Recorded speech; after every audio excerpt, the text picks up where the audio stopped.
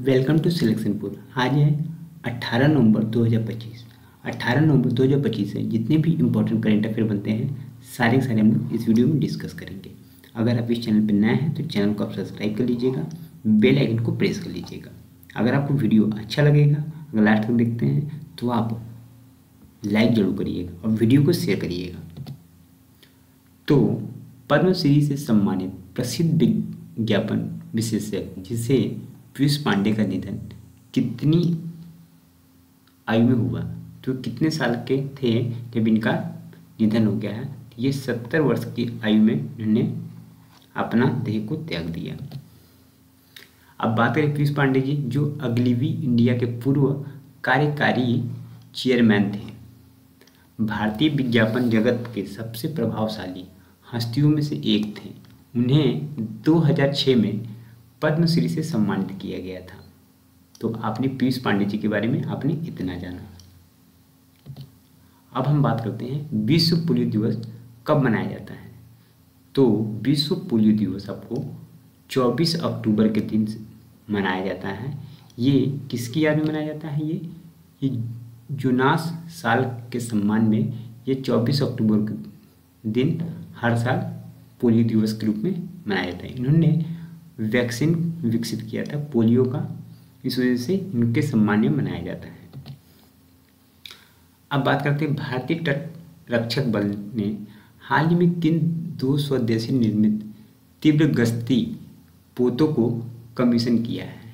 तो option number B Ajit और पराजित, ये 2 ऐसे स्वदेशी निर्मित तीव्र गश्ती पोतों हैं जिसे कमीशन किया गया है भारतीय तटरक्षक बल द्वारा।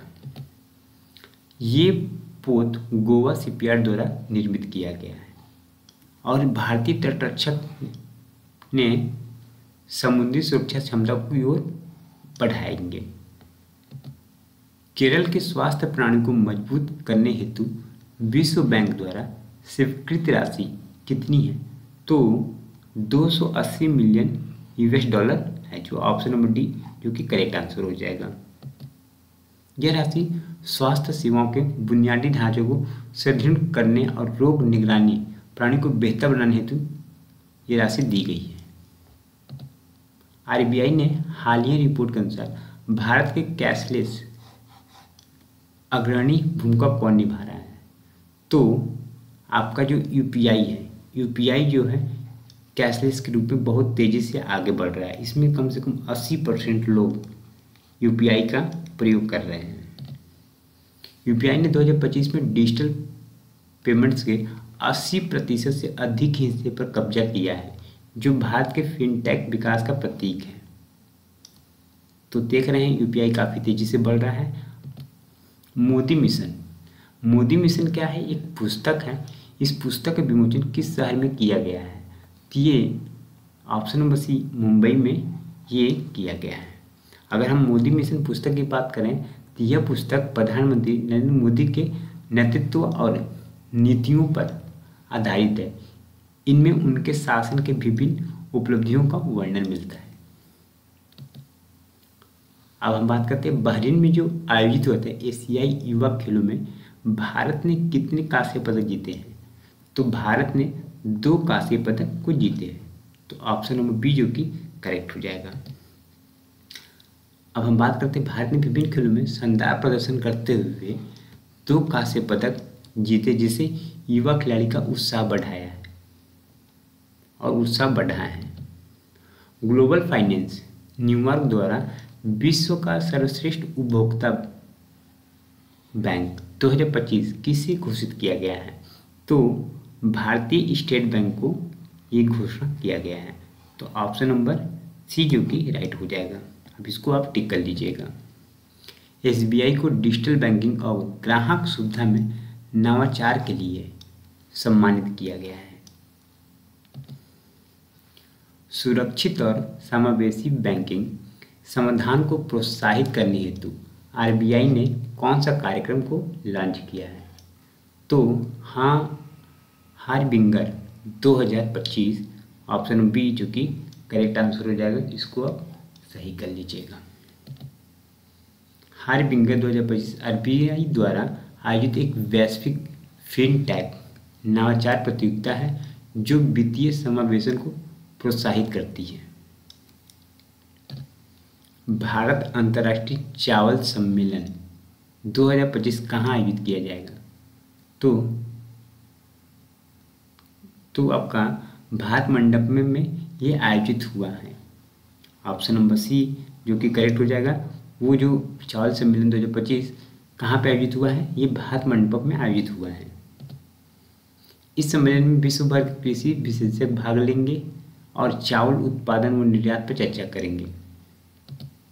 अब हम बात करते हैं स्टैटिक जीके, जो कि ये आपके एग्जाम में बहुत ही बड़ा रोल रहता है। बहुत से बच्चों को इसी की वजह से आपको क्या होता है, प्रॉब्लम होती है। तो चलिए हम लोग बात करते हैं। अब हम बात करते हैं चंद्रगुप्त मौर्य के दरबार में भेजा गया यूनानी राजदूत था। तो यूनानी राजदूत जो था मैगस्थनीज जो था, ये था वो सबसे पहला यूनानी राजदूत था। मैगस्थनी यूनानी ग्रीस, यूनानी का मतलब होता है ग्रीस। शासक जो था सेल्यूकस निकेटर का राजदूत था। कौन था? मैगस्थनी, जो चंद्रगुप्त मौर्य के दरबार में आया था। इसने जो मैगस्थनीज ने एक पुस्तक लिखी थी इंडिका में इसने मौर्य युग के बारे में समाज एवं प्रशासन के विषय में इसने लिखा। बहुत विवेचना किया, बहुत चीज़ें लिखना, आलोचना विवेचना दोनों चीज़ किया। अब हम बात करें इंडिका किसने लिखी? तो इंडिका आपको पता है मैगस्थनीज ने लिखा है। अच्छा, मैगस्थनीज किसका राजदूत था? तो सेल्यूकस निकेटर का राजदूत था। ठीक है। अच्छा, मौर्य दरबार में ग्रीस के राजदूत का क्या नाम था? तो ग्रीस के राजदूत कौन था? मैगस्थनीज था। ठीक है। अगर ग्रीस की जगह यूनानी कर दे तो आपको मैगस्थनीज ही होगा। तो आपके 1 से 2 3 क्वेश्चन आपको बन गए। अशोक ने किस बौद्ध साधु से प्रभावित होकर बौद्ध धर्म अपनाया था? तो ये उपगुप्त से प्रभावित होकर अशोक ने क्या किया था? बौद्ध धर्म को अपनाया था। और जो चंद्रगुप्त मौर्य थे, चंद्रगुप्त ने कौन सा धर्म अपनाया था? उसने लास्ट में जाकर जैन धर्म को अपनाया था, चंद्रगुप्त मौर्य ने। अब हम बात करते हैं सिंहली अनुश्रुतियों, दीपवंश एवं महावंश के अनुसार अगर हम बात करें तो अशोक को उसके शासन के 4थे वर्ष, ठीक है, उसके 4थे वर्ष निगुरुद नामक भिक्षु ने बौद्ध धर्म में दीक्षा दिया था। ठीक है। अगर दिव्यवादान अशोक बौद्ध धर्म में दीक्षित करने की बात किया जाए तो श्रेय सबसे ज़्यादा किसको जाता है? वो गुप्त को जाता है, जो बौद्ध भिक्षु थे। इन्होंने बौद्ध भिक्षु दिया था। ठीक है। चलिए अब बात करते हैं चंद्रगुप्त मौर्य का प्रसिद्ध गुरु, जिसे चाणक्य कहते हैं, निम्नलिखित में से किस विद्या से केंद्र से संबंधित था? तो ये तक्षशिला से बहुत ही ज़्यादा संबंधित थे चंद्रगुप्त मौर्य के गुरु चाणक्य।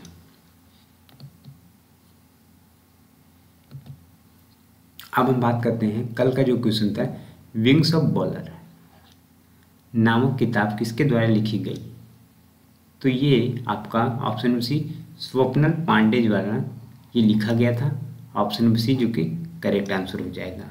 तो फ्रेंड्स, आप यहाँ तक पहुँच गए हैं। अगर आपने चैनल को सब्सक्राइब नहीं किया है तो चैनल को सब्सक्राइब कर लीजिएगा, बेल आइकन को आप प्रेस कर लीजिएगा। अगर आपको वीडियो अच्छा लगा तो आप लाइक जरूर करिएगा और वीडियो को आप शेयर जरूर करिएगा, ताकि आपको नोटिफिकेशन आपको मिल सके और जो लोग पढ़ रहे हैं उनको भी ये चीज़ मिल सके। अब हम बात करते हैं आज का क्वेश्चन। तो आपका आज का क्वेश्चन है, भारतीय सेना ने ड्रोन कवच सैन्याभ्यास किस राज्य में किया है? तो ये आपको इसमें से 4 ऑप्शन आपको दिया गया है। इसमें से कोई एक ऑप्शन आपका जो कि सही होगा, आपको कमेंट करके आपको क्या करना है बताना है। तो अब मिलते हैं हम लोग नेक्स्ट क्वेश्चन पे। तब तक के लिए धन्यवाद, जय हिंद। और आपसे कहेंगे कि चैनल को जितना हो सके आप शेयर जरूर करिएगा वीडियो को और लाइक जरूर करिएगा। धन्यवाद।